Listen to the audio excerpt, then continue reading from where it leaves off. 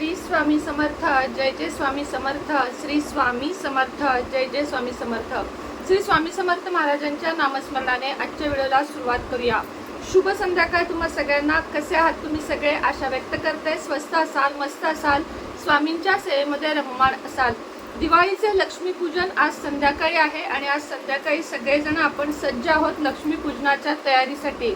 लक्ष्मीपूजनाची तयारी ही आपल्याला आपण महिनाभर आधीपासून करत असतो। काय आणू काय नको, घरात कोणतं डेकोरेशन करू कोणतं नको, काय बदलायचे, पडदे बदलायचे, बेडशीट बदलायचे, घरामध्ये मला हे नवीन घ्यायचे, दिवाळी आली, असं करत करत आपला महिना कधी निघून जातो हे आपल्यालाही समजत नाही। आपण सर्वसामान्य माणसं सुद्धा घरातलं भांडं आणि भांडं चमकवतो, सगळी स्वच्छता करतो, जाळ्या जळमट भंगार जे काही घरातलं असेल ते सगळं काही घालवून टाकतो आणि लक्ष्मीच्या स्वागतासाठी सज्ज राहतो।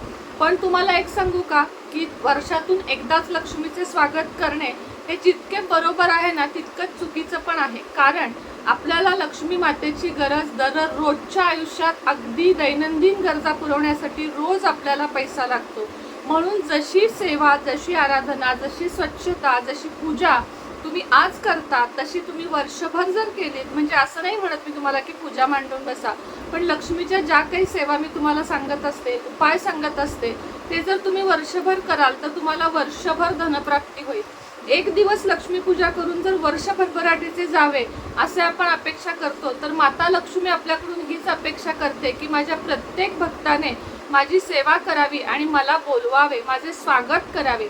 आता लक्ष्मीचे स्वागत करायचे म्हणजे नक्की काय करायचे, तर आपल्या घरामध्ये आपल्याला जितकी बारीक सारीक स्वच्छता करता येईल तितकी स्वच्छता करायची। जिथे स्वच्छता तिथे लक्ष्मी आणि जिथे घाण तिथे अलक्ष्मी। कारण अलक्ष्मी त्याच घरात जाते जिथे घाण असते, जिथे भंगार सामान किंवा जिथे सगळं गबाळे असते तिथे अलक्ष्मी। म्हणजे माता लक्ष्मी जी ती सख्खी बहीण आहे अलक्ष्मी, ती अशा ठिकाणी जाते जिथे वास आहे, घाण वास आहे, परत जिथे गबाळे आहे। आणि माता लक्ष्मी तिथे जाते जिथे सुगंध आहे, स्वच्छता आहे, घरातल्यांमध्ये एकोपा आहे, घरामध्ये वादविवाद नाही आहेत, घरातली कुलस्त्री प्रसन्न आहे, घरातली मुलगी प्रसन्न आहे, अशा घरामध्ये माता लक्ष्मी 100% प्रवेश करते। म्हणून तुम्हाला एवढंच सांगेन की लक्ष्मीचे स्वागत एकच दिवस करू नका, तर लक्ष्मीचे स्वागत दररोज करा।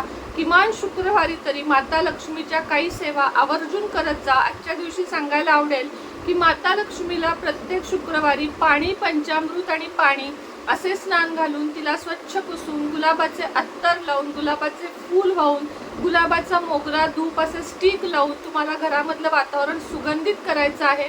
त्याचप्रमाणे मातेला गजरा घालायचा आहे, त्यानंतर लोबान धूप किंवा गुगुळ धूप जे काही तुमच्याकडे आहे ते प्रज्वलित करायचं आहे। माता लक्ष्मीचा कमळगट्ट्याच्या माळेवर मंत्रजप करायचा आहे। हे सर्व केल्याने तुमच्या घरी माता लक्ष्मी कायम राहील।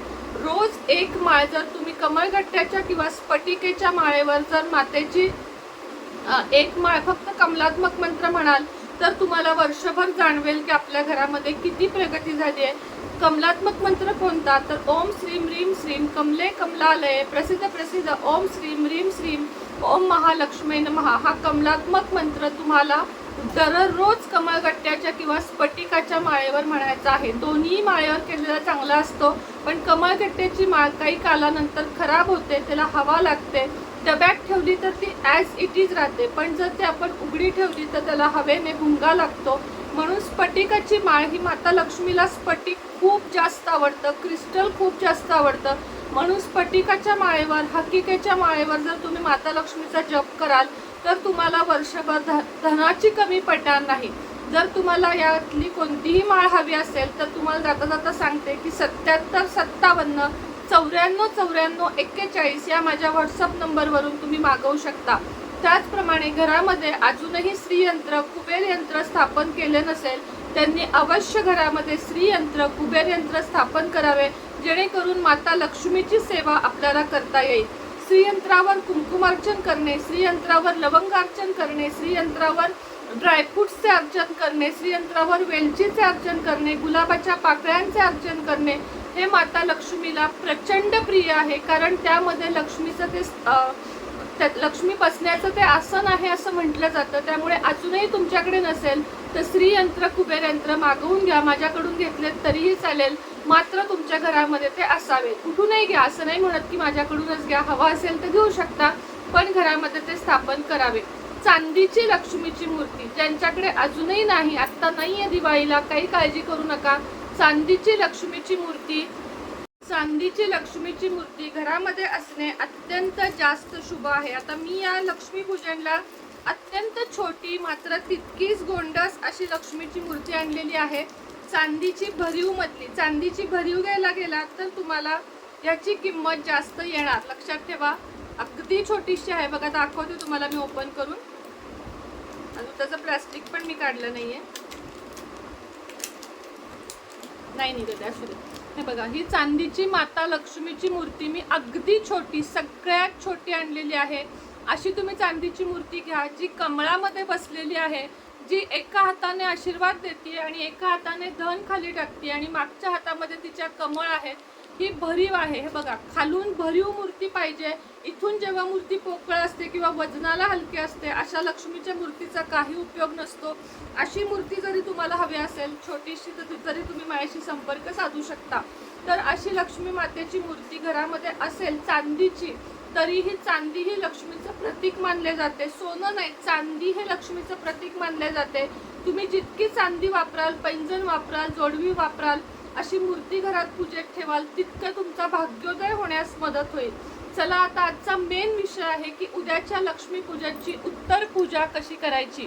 तर उद्या लक्ष्मी पूजनची उत्तर पूजा तुम्हाला सकाळी 12च्या आतमध्ये करायची आहे. भर 12ला वगैरे उत्तर पूजा करू नका. सकाळी आंघोळ झाली की सरळ तुम्ही साडी नेसा किंवा ड्रेस घाला, पंजाबी ड्रेस, जे काही तुमचा, फक्त गाऊन वगैरे घालू नका, पंजाबी ड्रेस किंवा साडी नेसा. आणि त्यानंतर तुम्हाला भात थोडासा लावायचा आहे, गोड भात, ज्याला आपण दही भात साखर म्हणतो. भात थोडासा लावायचा आहे, त्याच्यावर थोडंसं दही साखर घ्यायची आहे आणि लक्ष्मी पूजनाच्या समोर बसायचं आहे.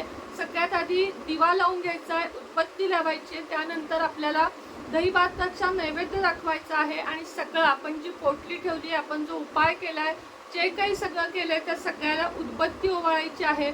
उदबत्ती ओवाळून झाल्यानंतर तुम्हाला लक्ष्मीची आरती करायची आहे. कुठली तर ती ह्याची वैभव लक्ष्मीच्या पुस्तकामध्ये आहे, ती आरती तुम्हाला करायची आहे. माता लक्ष्मीजवळ क्षमा प्रार्थना मागायची आहे की माझ्याकडून पूजनामध्ये किंवा कोणत्याही गोष्टीत काहीही चूक झाली असेल तर माते, मला आई समजून माफ कर आणि मला माझ्या घरामध्ये स्थिर रूपी वास कर, अशी तुम्हाला प्रार्थना करायची आहे.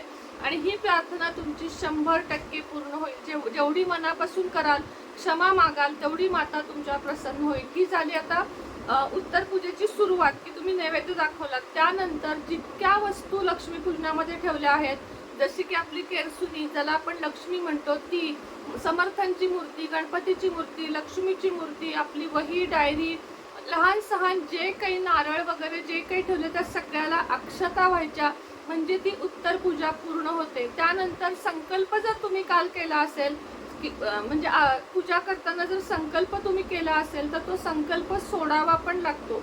तो सोडताना पाणी घ्यायचं, फुलं घ्यायची, अक्षता घ्यायची, हळद कुंकू घ्यायची आणि ते पाणी सोडून, मी जे काल लक्ष्मीपूजन करण्याचे ठरवले होते ते माझ्याकडून संपन्न झालेले आहे म्हणून संकल्प सोडायचा, म्हणजे तो तुमचा संकल्प सुटतो. संकल्प जर केला असेल तर संकल्प सोडणे सुद्धा तितकेच आवश्यक असते.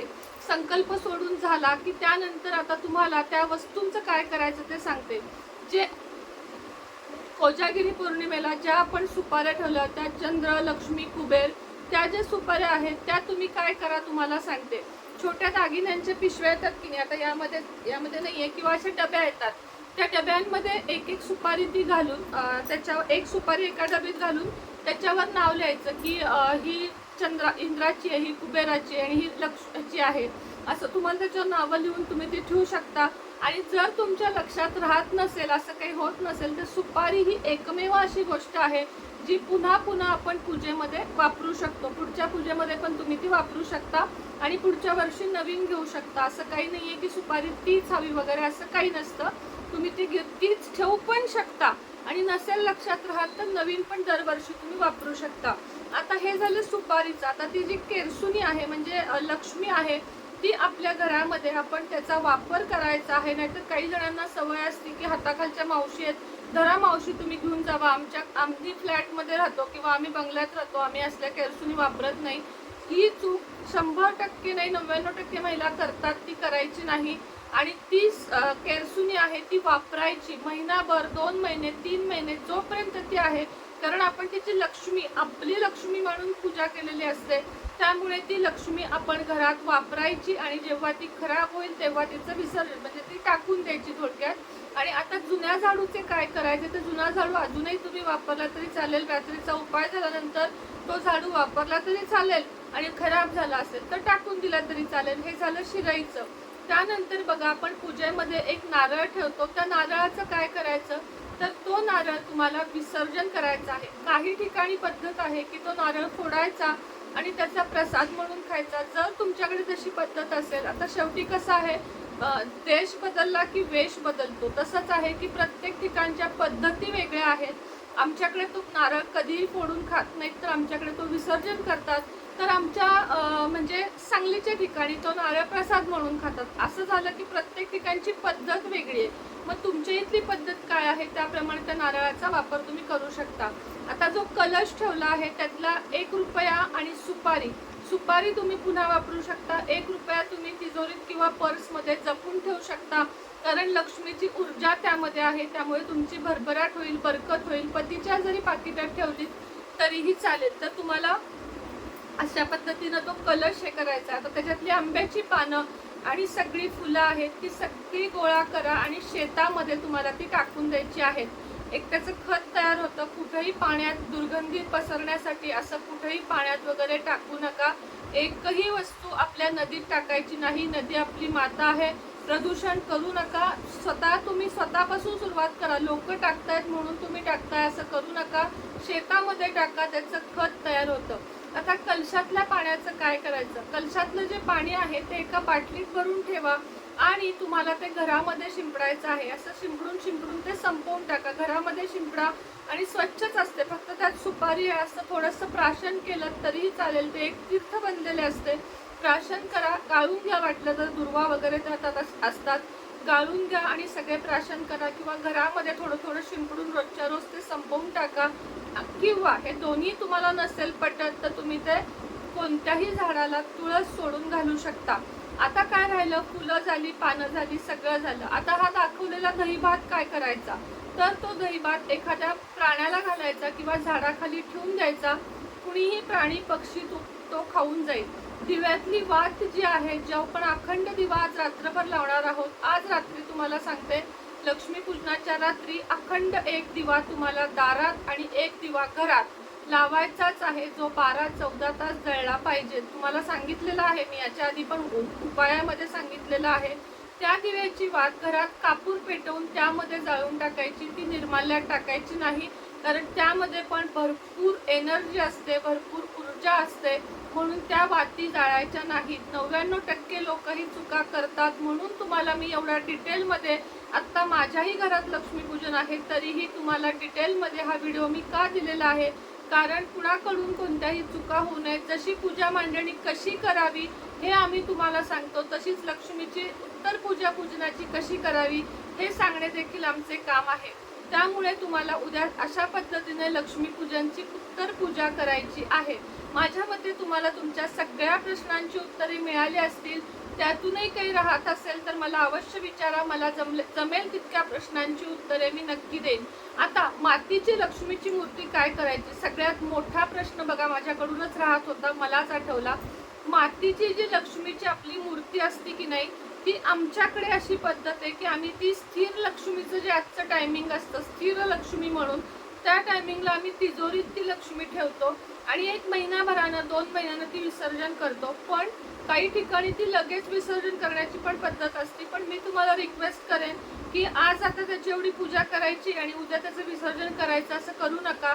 किमान महिना 2 महिने घरात राहू दे. मार्गशीर्ष संपू दे. एक तुम्हाला सांगते, मार्गशीर्ष संपेपर्यंत ती लॉकरमध्ये ठेवा. लॉकर छोटा पडत असेल तर कुठेही हॉलमध्ये व्यवस्थित ठेवा आणि मार्गशीर्ष महिना संपल्यानंतरच त्याचं विसर्जन करा. पाण्यामध्ये मातीचे असेल तर पाण्यामध्ये विसर्जन होऊन जाईल किंवा शेतामध्ये जरी विसर्जन केली तरीही चालेल.